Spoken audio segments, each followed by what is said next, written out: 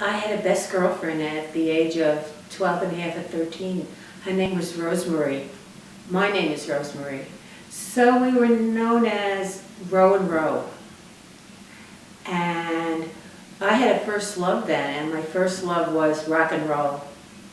That was when Elvis Presley started his reign. And we loved rock and roll. So every morning I would go to Rosemary's house and we would get ready to go up to school. But then I would change my Oxford shoes into ballet shoes, because who wants to go to high school with brown laced Oxford shoes and ankle socks? So I wanted to be hip, so I would change in her house to my ballet shoes. And we'd go to school, and then every afternoon we'd walk home from school. It was about 1.5 miles. And of course I had to change my shoes before I went home. So we would go to her house, and again we would watch television, and what was on was American Bandstand. American Bandstand was hosted by Dick Clark, and it was filmed in, I think, Philadelphia, and everybody knew the dances on American Bandstand. And every afternoon I'd come home from school and we would put on American Bandstand in Rosemary's house because her mother was working, and we would dance to all of the tunes and all of the music, and we would look at all the people, the same people, every day. They'd have the same people on dancing, and it was really, that was our really fun time. And of course then I would change my shoes back to my Oxfords and my ankle socks and go home. Didn't your mom do something to your ballet shoes? No, well, when she found, well, I don't recall that, but I do know that we lived in an apartment, and it was a 2-bedroom apartment and 1 bathroom, and we had to be tidy, and I wasn't very tidy. So after threat after threat after threat of leaving my clothes around, my mother took some of them and threw them in the incinerator. The incinerator was outside our door, and you threw all the garbage down there and it would burn up. They burn it up at some time during the day or the week, and after threat, they threw my clothes that I had laying around in the incinerator. Can you tell me the story of the vegetable stand? Oh, the vegetable stand with my children were selling vegetables at the age of about 11 and 10 and 12. Okay, so we moved to Long Island from the Bronx. After I married and had children, I moved to Long Island and bought a house there. It was very pleasant. We loved it. So naturally, my children, I wanted to get the children involved in growing things, and maybe even some free enterprise, and maybe hopefully entrepreneurs of the future. So we grew vegetables, and we had so many of them. So they decided they wanted to sell them.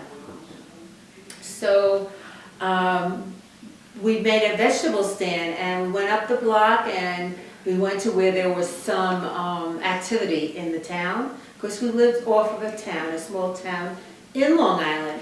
And so they set up, the boys, my 2 boys, Stephen and Chris, set up a vegetable stand with another boy, their friend Kenny. So the 3 of the boys were feeling very industrious, 10 and 12 years old, and selling zucchinis and tomatoes and things of that nature. And then this boy from the high school, I think, came by, and he was this tall boy, and he bullied them and took their money and threw the vegetables on the floor and took their money, and it was a few dollars, and so, which was a really bad thing to do. And so the boys came home to the house, and they said that this boy took the money, and I couldn't believe it. Such a nice small town, a boy would do that to 3 little kids. So I said, let's go out and search for him. And they said, okay. So we went in the car and we roamed around the town looking, and all of a sudden one of the boys spotted him. And I knew who he was then. He was an acquaintance of mine from the high school, and I knew his mother just by being an acquaintance. So I got out of the car because he went into the drugstore, and I parked the car, got out of the car, and told the boys that I would take care of this. So I went in the drugstore and I saw him and I told him, I took him and told him that you took the money from my children, and he denied it. And I said, don't deny it. I said, the boys just pointed you out. I know who you are. And I know your mother too. He kept denying it. So I pushed him against the wall and said, stop denying it and being a liar. And he got nervous, he was shaking, and he said, please don't tell my mother. I said, I am going to tell your mother. What you did was really being a big bully. Look at you. You're 6'2". You took money from 3 kids, 10 years old and 12 years old. I said, that's horrible. So he got nervous, and I said, I'm going to your mother right now. So I took him by the neck. He had a hoodie on, and I took him, I said, get in the car. So I got him in the car with the boys, and the boys were, of course, not happy about this. But I took him to his house, and I knocked on the door and told his mother exactly what he did. And of course, she, thankfully, was very pleasant, didn't deny that her son wouldn't do that, and said that she would take care of it. And thank you very much for letting me know. Of course, my boys were embarrassed about the whole affair, but it was the wrong thing to do, and I wanted them to know that. Do you remember how much money it was? It was only a few dollars, maybe $3, but that wasn't the point. Yeah. I mean, you know, the boy was 6'2". Well, the story that I remember and find somewhat interesting was, before we got electricity, we had no electricity on our farmhouse. We had outdoor toilets and no electricity. And one day, my dad was helping clear brush, hedgerows, so they could put the electric wire to our house. And it was 1946, October. And the Cardinals was playing the Boston Red Sox. And he come home and he was real happy and tickled. And he told me about the Cardinals won the game in the 9th inning when Enos Slaughter went from first to home on a single. Very famous. It's called the Mad Dash. Well, a few months later, the wires were all hooked up. And me and my dad and Don and Bailu, we were out in the field shucking corn. And we were coming back to the house about 11:30. And my mom was out by a big pole with a light on it. And as we were coming in, she saw us and she started flashing this pole light back and forth, back and forth, back and forth.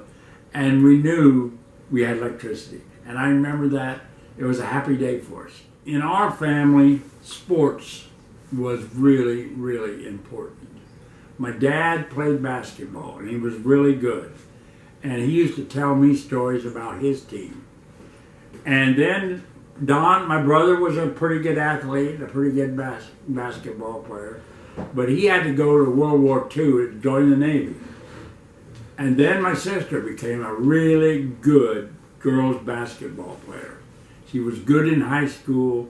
She went on to college several years later and made a college team. Really, really good. And then I started coming along and playing basketball. And I was pretty good. My senior year, I made second team All-State. But and then I got to playing baseball, and I loved baseball. I was really good, but I couldn't hit very well. But I was playing at 17 years old on a really good semi-pro baseball team. And the way I got it, at noon, we'd come in from the field, and my brother Don would hit me fly balls for about 30 minutes. Really hard fly balls. And I became a really good outfielder. And it never worked out too good for me in baseball because I couldn't hit. But I enjoyed it. I enjoyed the family sports.